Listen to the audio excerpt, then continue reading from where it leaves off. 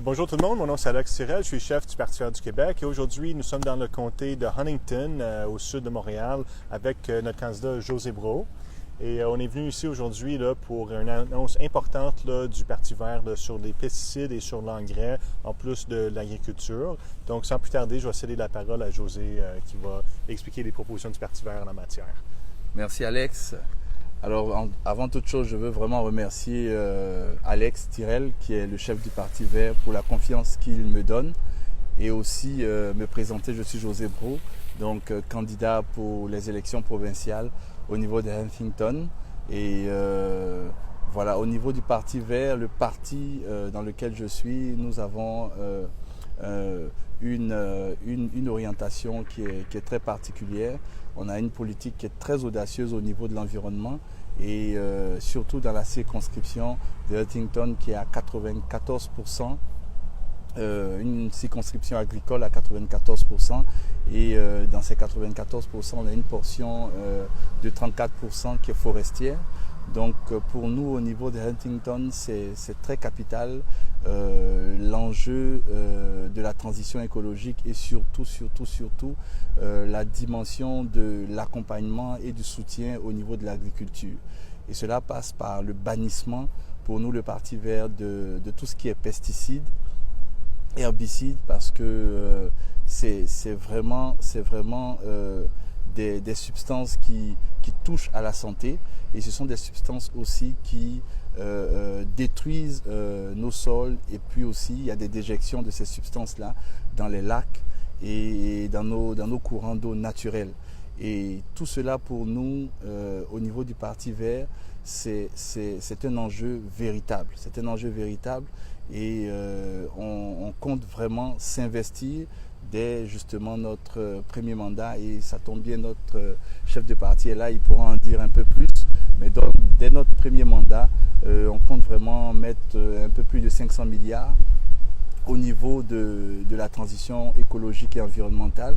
Et nous savons que au niveau national déjà, le budget environnemental est seulement à 1,5% du budget national.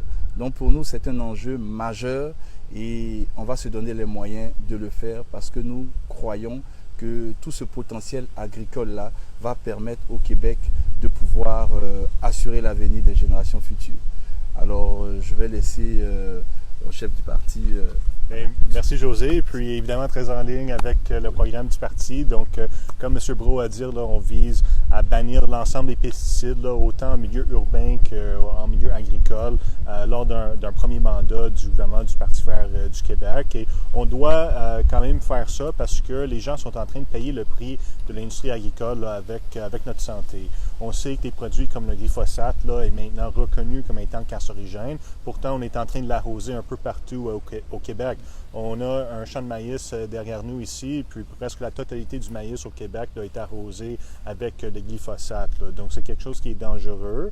Puis, il y a des manières plus écologiques de faire, comme par exemple enlever les mauvaises herbes. Ça peut se faire de façon mécanique, robotisée, par exemple. C'est une manière de faire sans devoir compter sur des produits chimiques arrosés à grandeur. Il y a aussi tout l'enjeu de l'engrais. Donc, les engrais à base d'azote ont un effet vraiment dévastateur sur les cours d'eau au Québec. Quand ces engrais-là s'introduisent dans les cours d'eau, mais ils vont agir comme engrais, mais pour toutes sortes de plantes aquatiques, pour des algues et tout ça. Et il y a un processus de vieillissement des cours d'eau qui s'accélère de façon très rapide quand on a de l'engrais d'azote dans l'eau. Puis, on a vu à travers les dernières années au Québec toutes sortes de scandales avec l'industrie du pesticide et d'engrais, notamment les instances décisionnelles réglementaires qui ont été infiltrées par des entreprises privées qui permettent aux agriculteurs et les encouragent de mettre 3 fois plus d'engrais à l'azote que nos voisins au sud. Puis ce qui est particulier ici dans Huntington, c'est qu'on est très proche justement de la frontière des États-Unis. Et il y a eu dans le livre justement je crois que c'est Louis Robert qui est le lanceur d'alerte, il a dit justement que les agriculteurs ici qui suivaient les consignes des États-Unis, donc ils mettaient le tiers de l'engrais avaient des récoltes très semblables à ceux qui suivaient les recommandations du gouvernement du Québec, qui est 3 fois plus d'engrais. Donc, c'est pas parce qu'on en met plus que c'est nécessairement plus productif. Et c'est pour ça qu'il faut avoir quand même des institutions publiques en place là, qui sont robustes, qui visent à contrer justement l'industrie agroalimentaire et l'industrie des pesticides et des engrais qui cherchent à vendre là, un maximum de produits là, au fin de la journée. Là. Donc, il faut quand même que le public soit représenté dans ces décisions-là. Et à notre avis, il vaut mieux de bannir l'ensemble des pesticides et l'ensemble des engrais à l'azote pour se concentrer sur une agriculture biologique ici au Québec. On a un peu d'agriculture biologique, mais malheureusement, c'est réservé surtout aux gens qui ont les moyens de se payer ces aliments-là. Donc, monsieur, madame, tout le monde a l'assiette remplie de pesticides et d'engrais et tout ça. Là, donc, il faut quand même faire des efforts et c'est pour ça qu'on veut que l'ensemble de l'agriculture devienne biologique au Québec. Il y a aussi l'enjeu des terres agricoles, leur dézonage.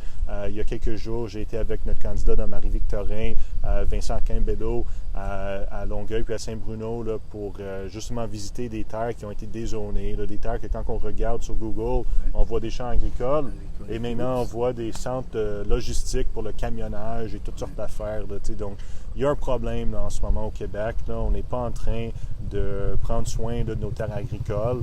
On n'est pas en train de tenir tête là, aux vendeurs de pesticides et d'engrais.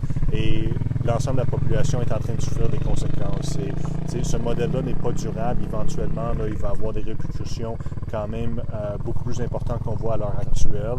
Et c'est pour ça que le Parti vert, on veut réglementer ces choses-là de façon robuste. Est-ce que tu veux rajouter quelque chose, José? Oui, je veux simplement encourager vraiment tous les habitants de Huntington, de la circonscription, à voter le Parti vert parce que pour nous, l'enjeu de la transition écologique et tout ce dont M. Alex Tirel a parlé, effectivement pour nous, c'est une réalité et c'est ensemble qu'on peut réussir cela. Donc nous voter, ça va nous donner une voix dans le débat public, ça va nous permettre aussi d'apporter nos idées, et mais surtout de penser aux générations futures parce qu'on ne parle pas d'écologie sans parler de la santé, sans parler de l'économie. Et je vous encourage vraiment, si vous voulez avoir un peu plus de détails, nous avons un plan, le nouveau plan, notre plan vert. Vraiment, allez sur notre site et puis vous allez être véritablement encouragé sur la question de la transition écologique. Merci. Exact. Merci beaucoup, José. Merci pour ta candidature. Là, je pense que les gens ici dans Huntington ont un fort candidat pour qui ils vont voter, là, qui va défendre leurs intérêts face aux grands fournisseurs de pesticides, face à la grande agriculture. Je pense que c'est important là, d'avoir des voix comme la vôtre là, pour l'environnement à l'Assemblée nationale. Donc, j'encourage tout le monde à voter pour le Parti vert du Québec lundi prochain. On arrive à la fin de cette campagne. Je pense qu'on a démontré à travers toutes nos interventions là, que le Parti vert, on est l'option numéro 1 pour l'environnement et pour la justice sociale. Chaque fois que quelqu'un vote pour nous, ça nous aide à prendre la place dans le débat public, ça démontre que nos idées résonnent avec la population et ça contribue aussi au financement du Parti vert du Québec. Donc, il y a beaucoup qu'on peut faire pour représenter les gens, qu'on soit à l'Assemblée nationale ou non. Chaque vote pour le Parti vert compte et je vous encourage à voter en grand nombre. Merci. Merci beaucoup. Hein?